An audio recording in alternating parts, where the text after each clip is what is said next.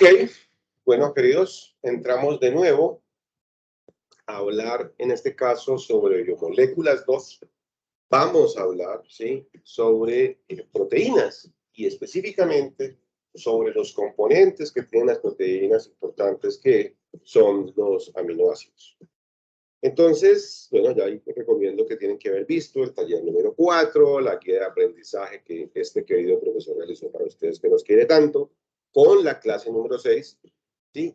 Como no nos vamos a ver, pues no importa, porque pueden preparar la clase con más tiempo y después de esto pueden verse entonces el video para que la cosa funcione. Yo creo que va a funcionar bien. Bueno, entonces vamos a empezar a hablar de estas moléculas. Ya habíamos hablado, entonces hicimos una especie de repaso general importante sobre estructura, ¿sí?, de carbohidratos y lípidos.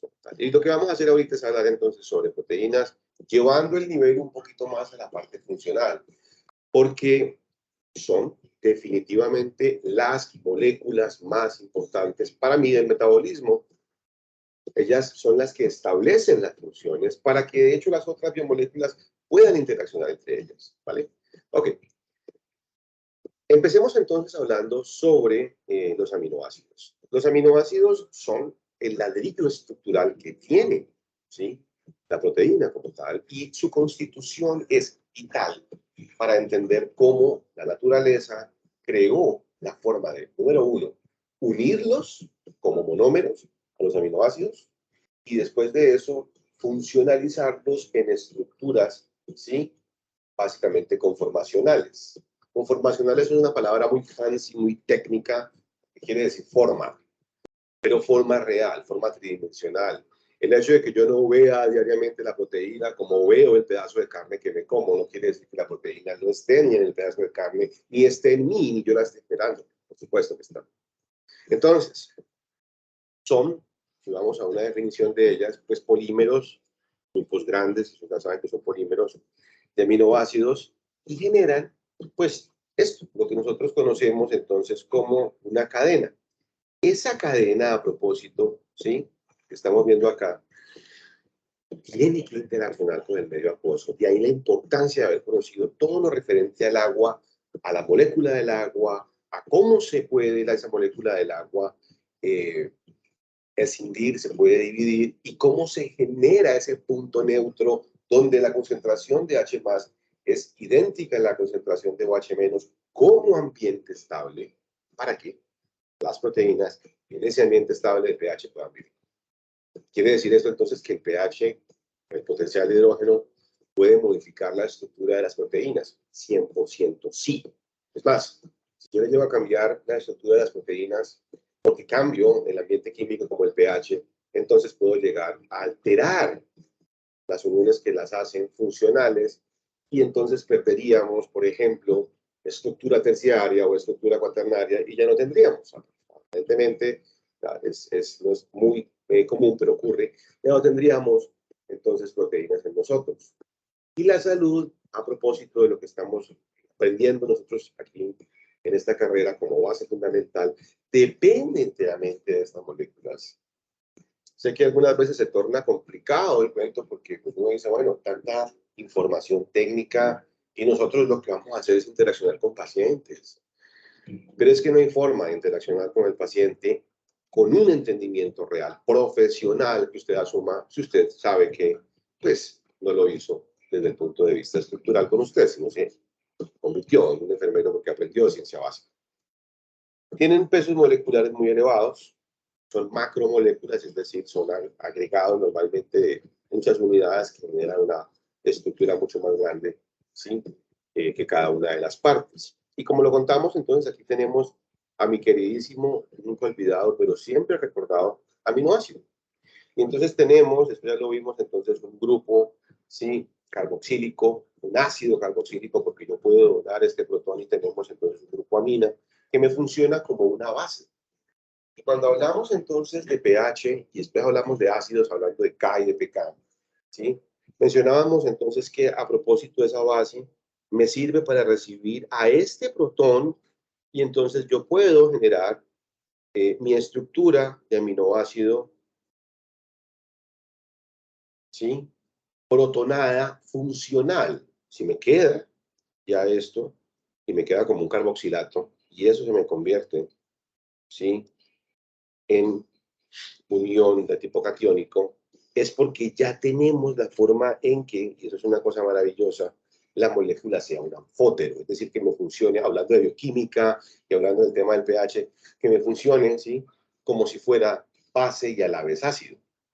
Es una de las cosas maravillosas por las cuales las proteínas ayudan a generar, ¿sí? Entre otras cosas, ambientes aniónicos negativos que hacen que el flujo de electrolitos continúe. También lo vimos en la clase pasada, en la que yo grabé. Y ahorita, a propósito, nos cuenta también que las propiedades funcionales que va a tener esa proteína depende de ese tipo de reacciones. Entonces, este grupo carboxilo, o el ácido carboxílico, si lo quiero llamar así, y el grupo amino, el alfa grupo amino, son parte indiscutible con cargas a propósito que entre ellas, cuando la proteína ya existe como tal, se cancelan. Y eso hace que las propiedades de la proteína dependan de los grupos funcionales que generan polaridad, pero que se encuentran en este grupo lateral R, no en ellas. Ojo con eso, muy importante. Ok, tenemos entonces que este carbono, el carbono central o el carbono quiral, logra en un plano establecido hacer que la luz flote, ¿sí? Hacia la parte de abajo y entonces, o se localice la parte de abajo del resto de la molécula, tenemos que son alfa-aminoácidos. 5 grupos importantes de aminoácidos tenemos, ¿sí? 3 de ellos tienen naturaleza polar, 2 no.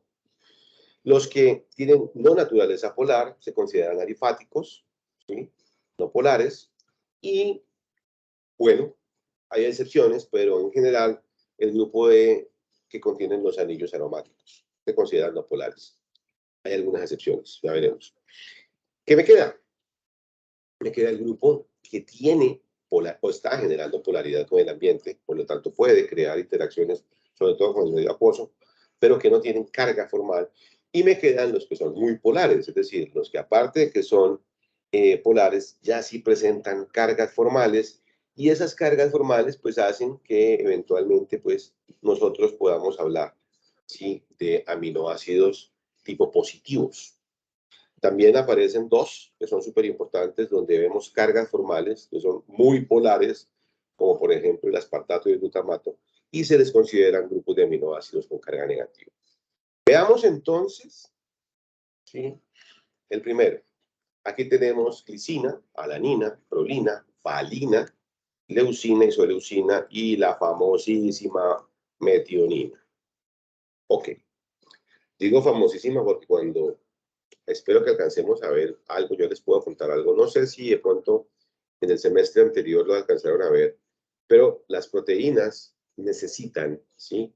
En general, cuando estamos hablando tanto del reino animal como del reino, por ejemplo, monera o bacterias, ¿sí? Necesitan a la metionina como el aminoácido de arranque de cualquier proteína, de la importancia absoluta y estructural que tiene. Bueno, nos damos cuenta entonces que por las cadenas alifáticas derivadas de carbonos e hidrógenos, este tipo de grupos laterales de esos aminoácidos, sí, no tienen carga.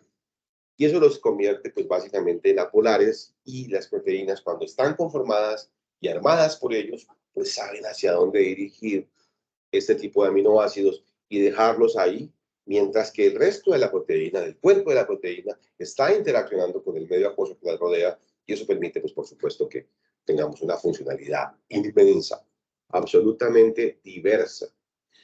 Yo les he contado, nuestro metabolismo depende, por supuesto, de enzimas, y las enzimas son proteínas que están hechas de estas cosas, ¿vale? Es súper importante tenerlo en cuenta.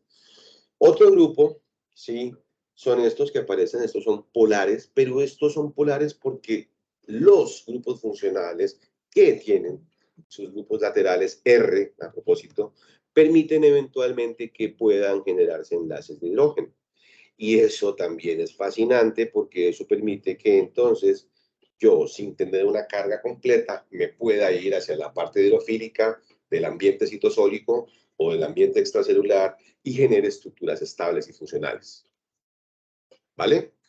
¿A quiénes tenemos aquí? Tenemos a la serina, la treonina, la cisteína, la asparagina y la glutamina. Sigamos viendo entonces más grupos de aminoácidos.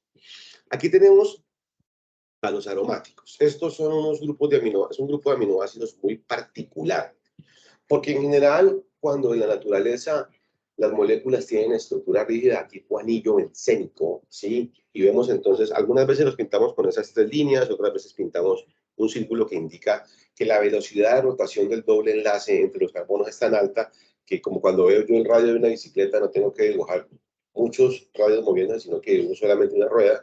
Cuando la bicicleta para veo que está armada de muchos radios, entonces lo mostramos así. Pero pues tenemos también la forma de representarlo con las líneas. Aquí tenemos fenilalanina, tirosina y triptófano. Pero hay algo muy llamativo y es que las moléculas, dependiendo del tipo de función que realicen las proteínas, pueden o apantallar o guardar directamente, ¿sí?, a este tipo de aminoácidos, por ejemplo, como la tirosina, porque presenta un grupo hidroxilo que eventualmente, dependiendo de lo que la estructura de la molécula se vea compelida a realizar, puede generar un enlace de hidrógeno, lo mismo que puede estar haciendo, a pesar de que está muy rígido, este grupo de tipo amina que aparece acá. ¿Listo? Entonces, bajo ciertas condiciones, ¿sí?, tanto triptófano, por ejemplo, como tirosina, pueden llegar a interaccionar de forma polar, y eso hace que la clasificación para otros grupos científicos los tenga en cuenta también en polaridad. Pero esta es un poco más exegética, es un poco más cerrada, y pues conlleva el hecho de la no polaridad. Ok, otros grupos importantes son los que ya les contaba que son muy polares, porque estos ya tienen dentro de la estructura del grupo funcional, del grupo lateral, del grupo R, tienen carga formal. Entonces funcionan como si fueran básicamente iones. Y aquí tenemos el aspartato y el glutamato, ¿sí?, que generan, de hecho, el ácido aspartico y generan también el ácido glutámico. Y ellos ya podemos observar estos acetatos armados completamente cuando han reaccionado con el medio acuoso como una base que eventualmente puede volver a recibirlo y son vitalísimos para poder establecer función y estabilidad, estructura en el medio en donde se encuentran. Tenemos entonces otros que se parecen a los anteriores porque tienen carga formal, pero esta carga es positiva, muy polares a propósito, como la lisina, la arginina o la histidina. Y de nuevo, pues se presentan estos grupos que eventualmente nos sirven para generar un mayor tipo de interacción, ¿sí?, molecular, polar, ¿vale?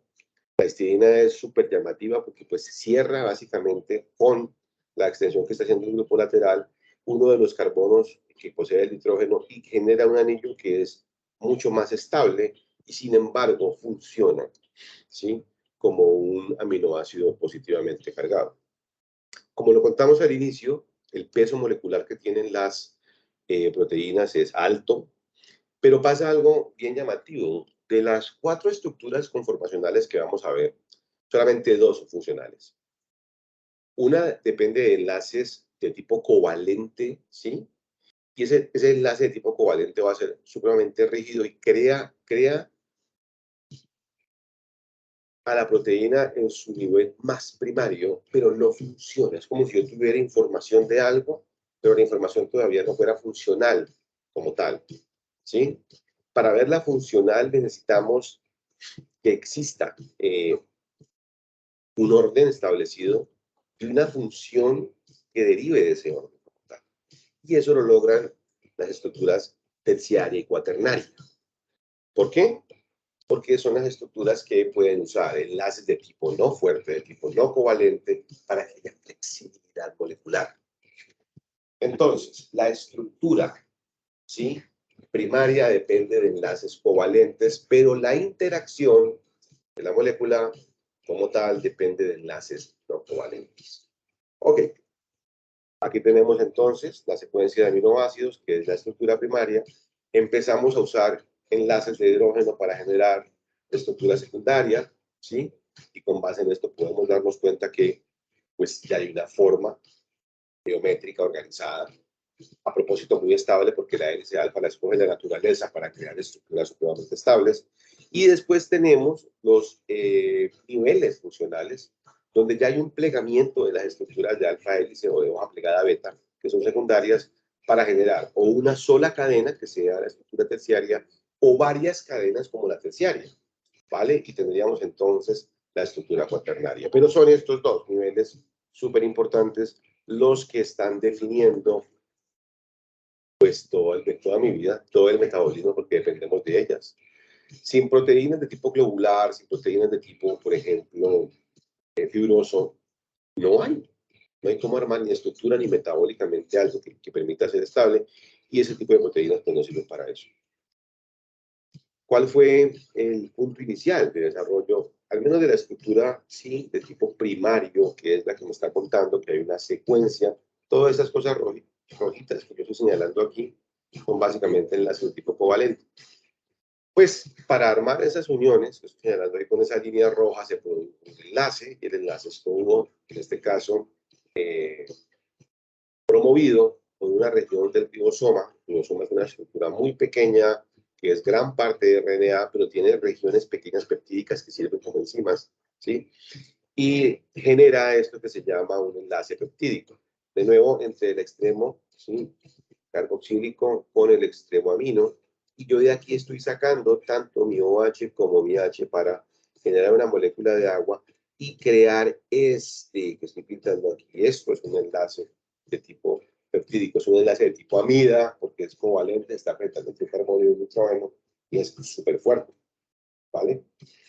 Ok, estos enlaces entonces permiten que pues tengamos, como lo estamos viendo, aminoácidos unidos generando ya cadenas, pero no son funcionales, son básicamente estructuras, o en este caso estructura de tipo informacional, ¿vale?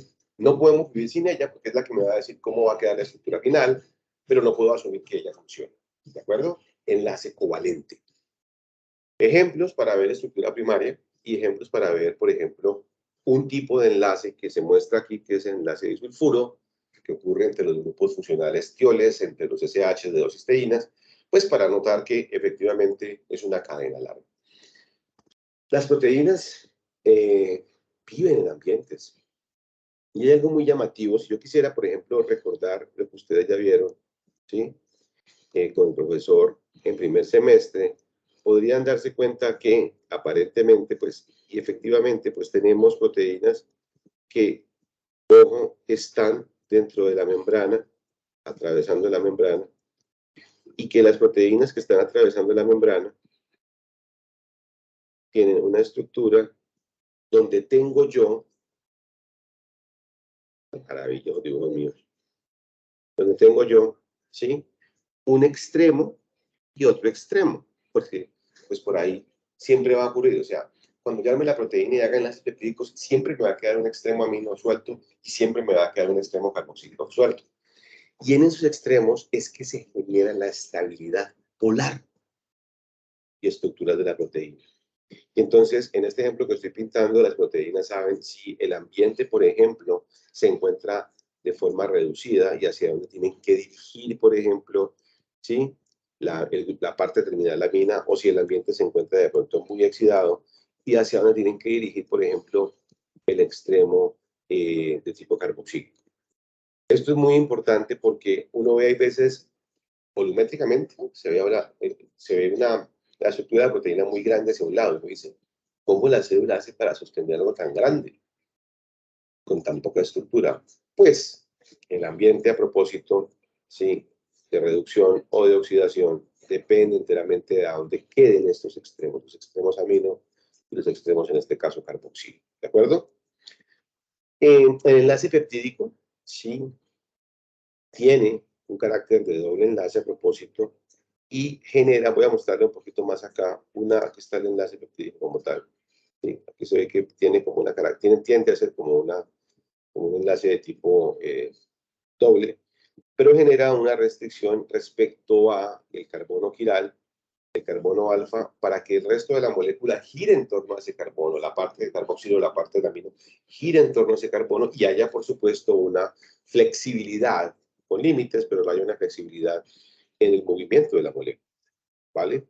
Entonces, eso conlleva que tengamos una libre rotación, pero solo en torno al carbono alfa. ¿De acuerdo? Continuamos entonces con las estructuras conformacionales y ahora tenemos entonces una estructura de tipo secundario. En las estructuras secundarias ya no solamente tengo metido, ya está imbuido, ya está incluido en la palabra, el enlace covalente, sino que también ahora aparece el enlace de hidrógeno. Y aquí la evolución, gracias Linus Pauling por habernos enseñado todo este cuento, mostró una tendencia muy elegante a que casi cada 4 aminoácidos se genere entre parte de la molécula en el extremo carbonilo y el extremo carboxílico un enlace de hidrógeno. Como se generan entre ellas de tipo, por así decirlo, verticales, se forma una hélice. La hélice puede ir para abajo, para arriba, de lado, pero es hélice. Y eso hace que esa estructura sea supremamente estable. Vamos a ver que no solamente hay hélices, también hay hojas plegadas betas donde los enlaces se dan de forma paralelas, los enlaces de hidrógeno, y también funcionan en la naturaleza. Esto fue un descubrimiento extraordinario de uno de los más grandes científicos que hemos tenido, que fue 2 veces fue premio Nobel, una por ciencia en esta parte y otra por ser un excelente ser humano, como premio Nobel de la Paz. Y entonces, lo que les contaba, ¿sí? Tenemos entonces que este oxígeno del carbono carbonilo se va, cuando la ella se entorche o se doble sobre ella misma, a quedar muy cerca de este hidrógeno que está pegado por un enlace covalente a este nitrógeno, y son 2 elementos electronegativos y se puede generar entonces el enlace de hidrógeno. Y es súper importante porque pues son datos, uno dice, bueno, eso me lo aprendo de memoria por un examen, que es lo que me está diciendo, 3,6 aminoácidos por vuelta, pero el dato no significa nada, el dato se estructura para cuando el científico lo descubre y cuenta la naturaleza de la estructura. Pero sí es funcional, y es funcional para nosotros porque las proteínas que regulan todo el metabolismo necesitan de esa estructura, y en esa estructura la proteína consume muy poca energía para sostenerse como proteína. ¿Sí? Nada escapa a la ley de la naturaleza, la gravedad, o las fuerzas de electromagnetismo, a las fuerzas nucleares. Y pues por supuesto nosotros pues, estamos en este mundo natural y somos partícipes de esto. Entonces, si yo quiero entender cómo mi metabolismo está funcionando, cómo mi salud, mi homeostasis está funcionando, pues necesito entender, obviamente, estos apartes. Esa hélice alfa, ¿sí? Genera entonces que estos enlaces de hidrógeno sean paralelos al eje central que tiene la molécula como tal. Entonces vemos paralelo. ¿Se acuerdan de paralelo en geometría? Que no hay un ángulo entre 2 líneas, sino que el ángulo es 0 grados. Pero aquí el paralelismo crea la hélice. Y las hélices son absolutamente increíbles. Miren cómo se construye una casa, como las construimos en Colombia muchas veces, para unir 2 pisos por fuera, porque no hay forma de meter la escalera por dentro, porque no hay espacio, porque es muy chiquito. ¿Qué hacemos? Tenemos un solo eje, que viene siendo la línea roja, y sobre ellas el constructor va diseñando la hélice. Son súper estables porque reparten la fuerza hacia un solo eje. Y lo que sirve en la naturaleza se escoge. Son direccionadas hacia la derecha, son alfa-hélices. Bueno, esto ya lo habíamos contado, ese es el grupo amino de la prolina, que lo vimos ahorita, pero pues ya tenemos la información. Y aquí aparece la otra estructura donde ya no tengo una hélice como tal, sino que tengo paralelismo. Y aquí tengo entonces un tipo de cadena polipeptídica a propósito de estructura también secundaria, también basada en enlace de hidrógeno, pero con forma geométrica diferente. ¿Sí? Estas estructuras a propósito se extienden y se asocian formando lo que se llama una lámina. Y en este caso láminas beta por el tipo de ángulo que está haciendo el hidroxilo que compone parte del carboxilo en la molécula mirando hacia la parte de arriba. Entonces aquí tenemos a las láminas beta, ¿sí? Hay unas que son de tendencia antiparalela y otras que son de tendencia paralela. Y lo importante es que esos radicales, los radicales son los grupos R que pertenecen porque crearon los 5 grupos que ya contamos antes, van sobre y bajo el plano medio. Entonces, ellas se mueven como un acordeón, pero los grupos radicales están yendo hacia arriba o hacia abajo. Y eso hace que la proteína pueda literalmente, por ejemplo, plegar sobre ella misma y crear una estructura súper fuerte, ¿sí? De la lámina en forma alternada. Entonces, es más estable, ¿sí? Con aminoácidos cuando los grupos laterales no son voluminosos y ella se puede acomodar sin ocupar tanto espacio y sin necesitar mucha energía. ¿Ok? Esta es la paralela, donde el mismo sentido, una funciona donde el sentido, por ejemplo, el extremo carboxilo amino es diferente porque en el resto de la estructura paralela se vuelve amino carboxilo. Pero hay ocasiones donde las dos tiran hacia el mismo lado y los enlaces de hidrógeno se siguen formando, pero son paralelas, como la que están viendo en este momento, ¿sí? Y se ve que pues es mucho más simétrico la distribución que están haciendo, ¿sí? Los grupos laterales. Bueno, estos dos tipos de estructura, ¿sí? Que son súper importantes, son los que van a generar después estas representaciones gráficas que uno ve en los libros de ciencia y uno dice, parece que esto fuera desordenado, por supuesto, pero no lo es, no es desordenado para nada, porque cada segmento, cada rotación, cada ondulación que tenga ella, está contando de que en el ambiente en el que está, en el hígado, en el cerebro, en el pulmón, ya sea linfa, ya sea líquido intracelular, ¿sí? Ya sea líquido transcelular, en ese ambiente está generando estabilidad y está generando función. Nada en mis tejidos vive sin proteínas y entonces aparece sin la estructura terciaria. ¿Qué hace de diferente o qué tiene de diferente la estructura terciaria de la secundaria? Que ya no solamente voy a utilizar enlaces de hidrógeno, sino que también utilizo el resto de las fuerzas que no son covalentes, como por ejemplo los puentes salinos o las interacciones de tipo iónico que generan los enlaces iónicos, o también eventualmente las fuerzas que explican asociaciones y no atracciones, como las fuerzas de Van der Waals, ¿sí? Y esto crea una gran cantidad de estructuras que conocemos. Estudiar las proteínas es muy complicado porque sacarlas de su ambiente natural, metido donde hay proteínas, lípidos, y llevarla hacia la parte externa, es como si yo hiciera o tratara de hacer un trasplante sacando a la mata directamente de la tierra, con unas condiciones pues medioambientales únicas, y trato de que me crezca en otro ambiente. Es muy complicado entender, estudiarla. De pronto sí, de pronto no sirve, y por eso se sabe que existen muchas, se sabe cómo pueden funcionar, pero se han visto muy pocas. ¿Vale? Ok. Entonces, la estructura terciaria, ¿sí? Es, por supuesto, plegada tridimensional, ¿sí? Y tiende a formar una estructura globular, a propósito. ¿Vale? Y, pues, por supuesto, los grupos radicales de los aminoácidos son los que están generando la forma en que se mantiene la estructura. Uno pensaría que cuando estas estructuras en forma de cinta, ¿sí? O en forma de hojas plegadas, hay desorden y no lo hay. Lo que la proteína está haciendo aquí es manteniendo con esta forma tan particular, ojo, el mínimo nivel de energía. Termodinámicamente, que también lo vamos a ver después, es muy estable.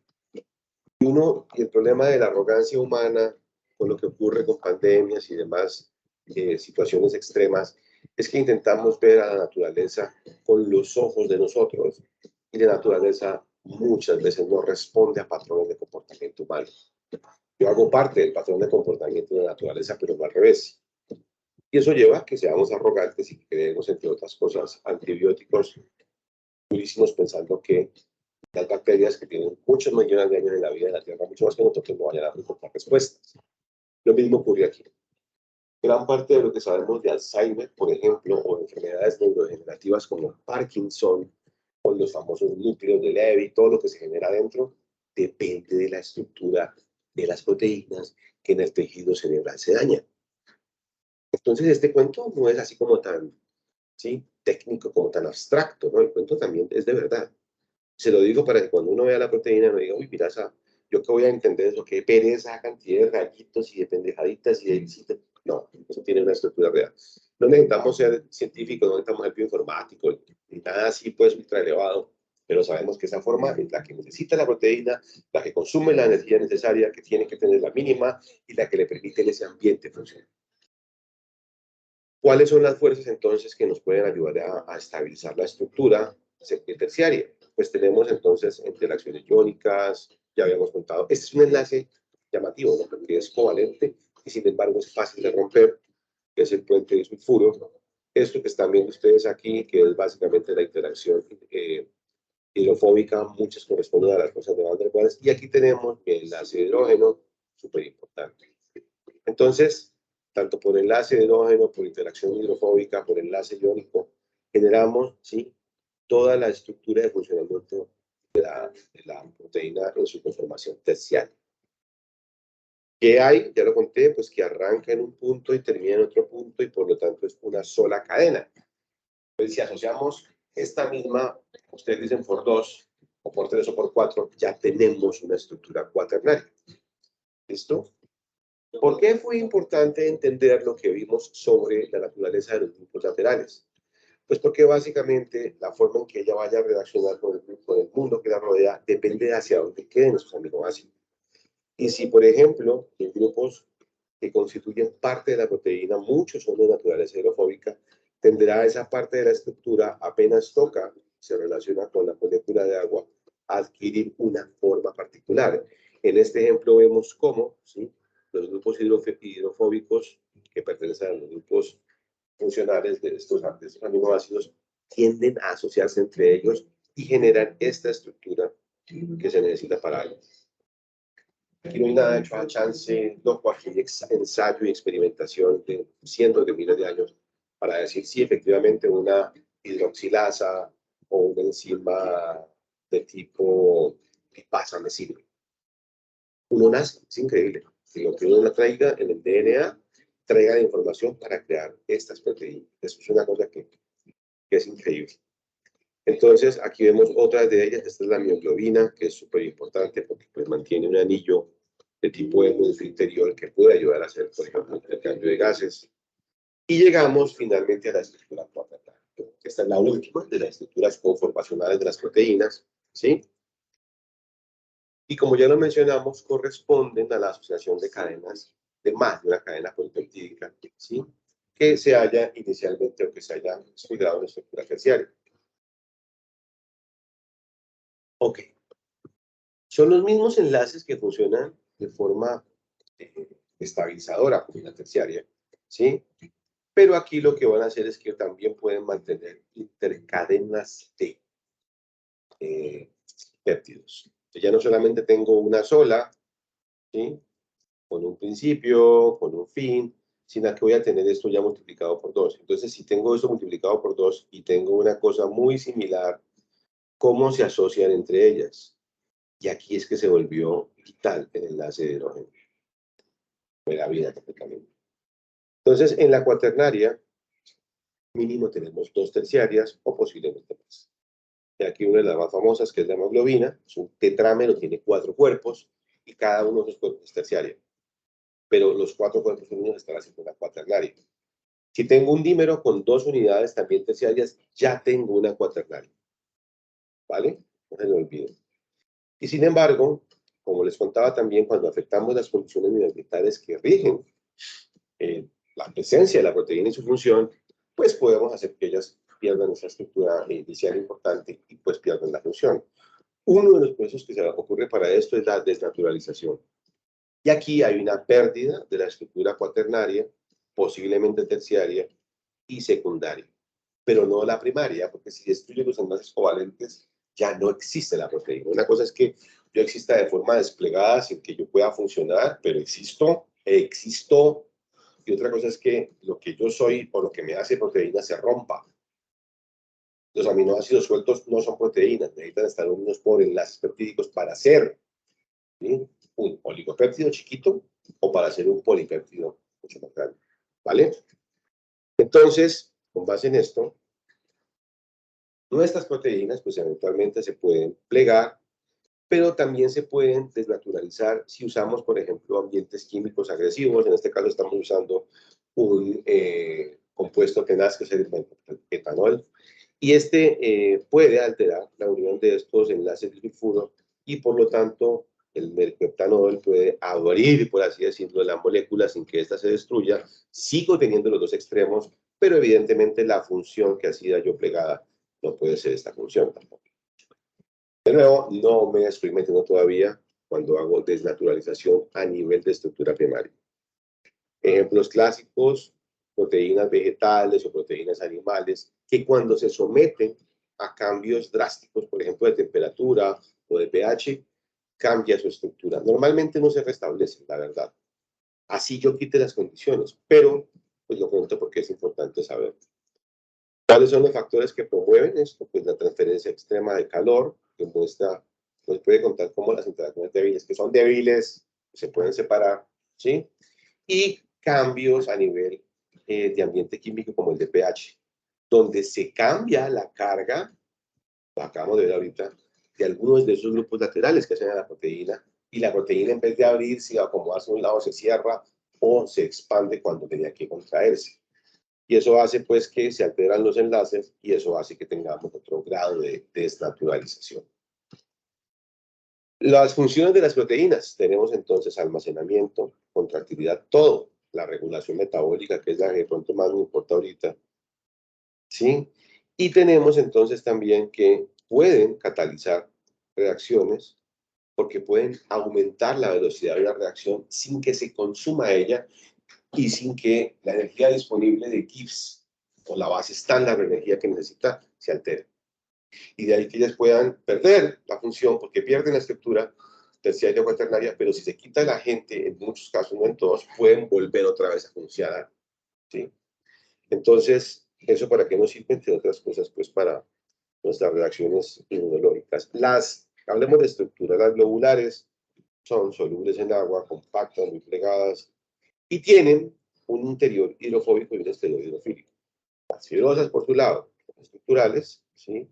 Se ensamblan en forma de cables, proveen soporte mecánico y en general son muy poco solubles. Y nos queda, pues aquí tenemos como en este diapositivo otro grupo que son las proteínas de membrana, ¿sí? Donde pues parte de la proteína está anclada a los dos mundos hidrofílicos y la otra parte está inmersa en la estructura de tipo lipídico y pues ahí puede vivir sin ningún problema. Ejemplos clásicos de estructuras, ya no de ejemplos globulares, sino ejemplos de tipo fibroso. El colágeno que hace parte de mi piel, ¿sí? Y que, por ejemplo, es 30% solo glicina y 25% solo. Ok, entonces se genera una estructura en tripletas y aparece entonces una ligera, ¿sí? Composición diferente de la prolina, será ya de un grupo hidroxilo y se convierte en hidroxiprolina, o la lisina también se le puede añadir un grupo hidroxilo y se convierte en hidroxilisina. Y entonces es súper fuerte, es lo que permite que yo tenga tersura, pues de pronto en la cara, y que se va perdiendo con el tiempo, ¿vale? Pero es súper importante que esto se tenga. Aquí hay otros ejemplos, hidroxiprolina, hidroxilisina, ¿sí? Se requieren, por ejemplo, para que se pueda generar una mejor vitamina a nivel de postproducción y se evite, esto ya casi no ocurre, pero hay patologías antiguas y severas donde el escorbuto, por ejemplo, contaba que la vitamina C no estaba funcionando bien debido al tipo de constitución que tenían, molecular que tenían. Las personas no lo sabían, pues que no iban a saber. Este es otro ejemplo bellísimo, esta es la hemoglobina, es la que se encarga, ¿sí?, de mover gases, sobre todo utilizando glóbulos rojos, y pues tenemos que hay dos hélices alfa y por supuesto dos hélices beta, ¿vale? Entonces, ejemplos clásicos, son alostéricas, porque nos pueden controlar otras sustancias, aumentan de modo cooperativo porque pueden reconocer el oxígeno y unirse entre ellas para generar una reacción mayor, necesitan que el ambiente esté estabilizado en dióxido de carbono, como lo contamos, por ejemplo, cuando estábamos hablando de las acidosis respiratorias, ¿recuerdan? Y de protones, y la estructura de ella depende entonces del grupo hemo que vive dentro de la hemoglobina y los glóbulos rojos, y ese grupo hemo a su vez, ¿sí?, tiene que ver con este fosfoglicerato, porque es una molécula que ayuda a que el oxígeno disminuya la tendencia a que se asocie al grupo hemo. Para entender esto, pues podemos ver o entender que existen enzimas súper importantes como la anhidrasa carbónica, que ha tenido un papel fundamental en este momento en lo que ha sido la aparición del COVID, porque pues tiene todo que ver con el receptor que la proteína de la estrella del virus reconoce para entrar a nuestros pulmones. Entonces, bueno, por ese lado la biología estructural pues se torna absolutamente importante. Bueno, chicos, pienso que ha sido muy agradable hablar de estos temas. Ya nos veríamos entonces en temas la próxima semana, pero pues quería recordarles que repasen, hagan los talleres, vean los videos y pues podamos avanzar. Les agradezco mucho.